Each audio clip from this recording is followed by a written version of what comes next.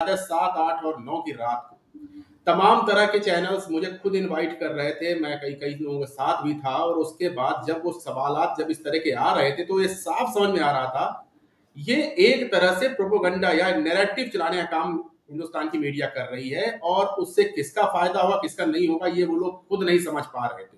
भारतीय मीडिया की जो भूमिका होनी चाहिए थी उन ऑपरेशन सिंदूर की तमाम रातों में वो नहीं रही थी और इसकी वजह से भारत का जो नैरेटिव था अंतरराष्ट्रीय स्तर पर भी बिगड़ा है। के लिए बहुत बड़ी खबर, पाकिस्तान घुस गई भारतीय सेना। ये अज्ञात बॉर्डर पर पाकिस्तान के भीतर दाखिल हो गई भारतीय सेना। और देखिए मेजर गौरव आर्या को, ये इसका मतलब समझिए ये क्या है। ये अब पराक्रम का वो प्रदर्शन है जिसकी ताव झेल नहीं पाएगा पाकिस्तान। अज्ञात बॉर्डर पर कहा जा रहा है कि भारत की सेना, भारत की आर्मी घुस गई है।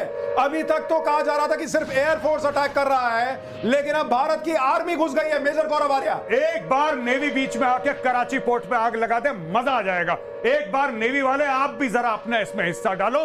आर्मी अंदर घुस गई है पाकिस्तान में। आईएनएस विक्रांत है, वहां से करिए 15-20 BrahMos fire, set fire to the Karachi port. आग लगा दो कराची में, फूंक डालो पूरे शहर। मेजर गौरव आर्या, क्या आपको लग रहा है पाकिस्तान का नक्शा बहुत बुरी तरह बिगड़ने वाला आज रात? मैं बता रहा हूं, आज की रात देखना कयामत की रात है पाकिस्तानियों। सो मत जाना, आज की रात को कयामत की रात है।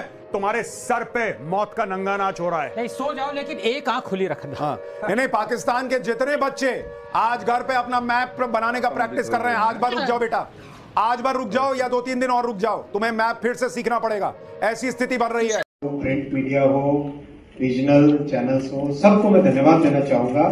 आपने ऑपरेशन सिंदूर के समय देश के सेनाओं के साथ खड़े होके एक साथ मेहनत की और वो जज्बा जो राष्ट्र का था वो जज्बा आपने दिखाया। आप सबको भी सल्यूट। सर इंटरनेशनल सर जय हिंद। अनुपम तिवारी सर, जय हिंद, बहुत बहुत शुक्रिया समय देने के लिए। Thank you sir. जय Hind Rajesh ji, very good morning and it is always a pleasure talking to you on different issues. Thank you so much. Thank you sir, आपने समय दिया। बड़े अहम इश्यू पर मैंने बातचीत आपके साथ करनी थी, तो इसलिए मुझे लगा कि आपसे वक्त लूं। दरअसल ऑपरेशन सिंदूर में भारतीय सेना ने, जब मैं सेना की बात करता हूं तो तीनों ही सेनाएं, थल सेना, वायु सेना, नौसेना ने बहुत अच्छा काम किया और जो हमारे टारगेट थे हमने उनको अचीव भी किया। लेकिन क्योंकि आप तमाम बड़े बड़े मीडिया हाउसेस में जाते हैं, तमाम चैनल्स में आज ए डिफेंस एक्सपर्ट बैठते हैं, मीडिया की भूमिका को आप कैसे देखते हैं? उन 48-72 घंटों के लिए जब हमें लगा कि हम कराची पहुंच गए हैं, लाहौर पहुंच गए हैं, इस्लामाबाद पहुंच गए हैं, और कुछ तो बड़े बड़े मेजर साहब कुछ ऐसे भी थे जिन्होंने कहा कि जनरल मुनीर को कॉलर से पकड़कर अब भारत लाने का वक्त आ चुका है। तो मीडिया की भूमिका को और कुछ हमारे डिफेंस एक्सपर्ट्स को भी जो कुछ ज्यादा ही हाइपर हो जाते हैं, कैसे जो 5-6 दिन की जो कॉन्फ्लिक्ट थी, 4 दिन की, उस रोल को आप देख रहे हैं सर? देखिए राजेश, किसी को क्रिटिसाइज करना हमारा ड्यूटी नहीं है। लोग क्यों ऐसा कर रहे थे उस दिन या उस रात में या 3-4 दिन के अंदर, ये हम नहीं कह सकते हैं क्या गेम प्लान था मीडिया का। लेकिन ये दुर्भाग्यपूर्ण बहुत है। मैं खुद उसी सेगमेंट में रहता हूं जहां पर हमें टीवी चैनल्स बुलाते हैं और अपनी बात रखने को बोलते हैं। मुझे अच्छी तरह से याद है 7, 8 और 9 की रात को तमाम तरह के चैनल्स मुझे खुद इनवाइट कर रहे थे। मैं कई लोगों के साथ भी था और उसके बाद जब वो सवालात जब इस तरह के आ रहे थे तो ये साफ समझ में आ रहा था ये एक तरह से प्रोपेगेंडा या नैरेटिव चलाने का काम हिंदुस्तान की मीडिया कर रही है और उससे किसका फायदा होगा किसका नहीं होगा ये वो लोग खुद नहीं समझ पा रहे थे। तो ये बहुत दुर्भाग्यपूर्ण था। निश्चित तौर पर ये जो जिम्मेदार लोग हैं, खासतौर पर हमारे यूनिफॉर्म पर्सनल्स जो कि सेना में रह चुके हैं, और उनके मुंह से जब हम झूठ सुनते हैं तो वो बिना वेरीफाई किए हुए, उनके पास सोर्सेस है, जैसे मेरे पास सोर्सेस है। मैं कोई भी न्यूज के ऊपर जब भी टिप्पणी करता हूं, जब तक कि मैं खुद आश्वस्त ना हो जाऊं कि ये न्यूज सही है, तब तक मैं उसके ऊपर टिप्पणी करने से बचता हूं। लेकिन उन दिनों में ऑपरेशन सिंदूर के दौरान हमारे तमाम एक्सपर्ट्स ने इस तरह की टिप्पणियां की जिससे कि हमारा खुद का मखौल उड़ रहा हो। आप यूट्यूब पर जाकर के सर्च कर लीजिए, बहुत सारे ऐसे लोगों के कमेंट्स हैं उनको निशाना बनाया जा रहा है। बहुत सारे वो गैर जिम्मेदारा बयान जो 7, 8, 9 की तारीख की रात को तमाम चैनलों पर चले थे उनको निशाना बनाया जा रहा है और इन सब का असर हिंदुस्तान के नैरेटिव पर पड़ रहा है। और ये बहुत जिम्मेदारी के साथ कह रहा हूं राजेश जी कि भारतीय मीडिया की जो भूमिका होनी चाहिए थी उन ऑपरेशन सिंदूर की तमाम रातों में वो नहीं रही थी, और इसकी वजह से भारत का जो नैरेटिव था अंतरराष्ट्रीय स्तर पर भी बिगड़ा है। अब मैं जब ये बात कहता हूं तो मैं सीधे हवाला दूंगा न्यूयॉर्क टाइम्स, वॉशिंगटन पोस्ट या फिर अल जजीरा या फिर तमाम बड़े अंतरराष्ट्रीय मीडिया संस्थानों का, जिन्होंने भारत की मीडिया का ये जो प्रोपोगंडा था, जो नैरेटिव था, इसको लेकर के लंबी लंबी बहसें कराई और इसको ये दिखाने की कोशिश करी कि हिंदुस्तान के लोग गंभीर नहीं है, यानी कि हमने अपना ही नैरेटिव खराब कर दिया था। तो ये बहुत दुर्भाग्यपूर्ण था।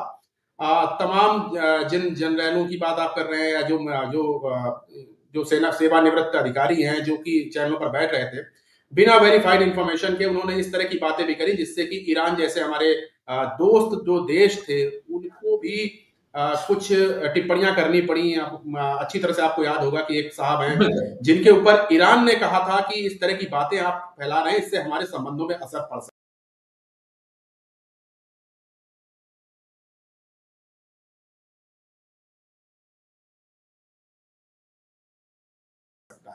देखिए, जब भी हम चैनल्स पर बैठते हैं तो हमें अपनी बातों को लेकर के बहुत संजीदा रहना चाहिए, और ये बहुत ही दुर्भाग्यपूर्ण है कि उन दिनों ऑपरेशन सिंदूर जब चल रहा था तो भारतीय मीडिया और भारत के जो सो कॉल्ड एक्सपर्ट्स हैं उन्होंने इस तरह की बातें कही, जिससे कि अंतरराष्ट्रीय स्तर पर हमारा नाम खराब हुआ है।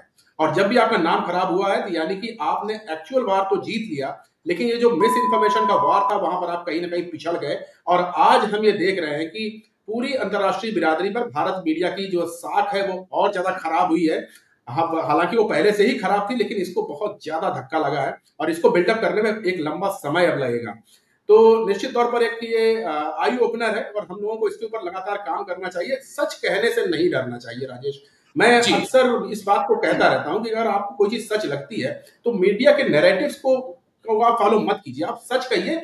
मैक्सिमम क्या होगा, जैसे मैं अपने बारे में कहता हूं, मैक्सिमम क्या होगा कि मुझे राजेश कल से बुलाना बंद कर देंगे या मुझे अमुक चैनल बुलाना बंद कर देगा। ठीक है, उससे कोई मेरी ऐसा नहीं कि मैं भूखों मर जाऊंगा या मेरे पास कोई काम ही कमी हो जाएगी या मुझे लोग नहीं देखेंगे तो मुझे कोई प्रॉब्लम हो जाएगी, ऐसा नहीं है। मैं एक यूनिफॉर्म पर्सन रहा हूं, मेरी जिम्मेदारी देश के प्रति तब भी थी और आज भी है। जब मैं युद्ध जैसे एक संवेदनशील विषय पर बात करूंगा तो मैं संजीदगी से बात करूंगा, मैं सत्य बताऊंगा, मैं जब तक मुझे खुद को कंफर्म नहीं होगा मैं झूठ नहीं फैलाऊंगा। अगर ये बात सब लोग समझ लेंगे तो मुझे लगता है कि भारतीय मीडिया और भारत के एक्सपर्ट्स की जो प्रश्न चिन्ह लग रहा है उस प्रश्न चिन्ह को विराम लग जाएगा और हम अपनी एक जिम्मेदारी जो है उसको ढंग से निभा पाएंगे। जी, और यही कारण है कि 180 देशों में से लगभग 165-66 पे भारत का मीडिया पहुंच चुका है। लेकिन दुख की बात यह है कि मैं भी उसका हिस्सा हूं अब रिटायर्ड होने के बाद, लेकिन कोशिश होती है कि जब मेरे शोज हों तो वो कम से कम जो है वो इस प्रकार के ना हो जहां पर हम फालतू की सेंसेशंस क्रिएट करें और जो झूठ के रास्ते पे चल रहे हों।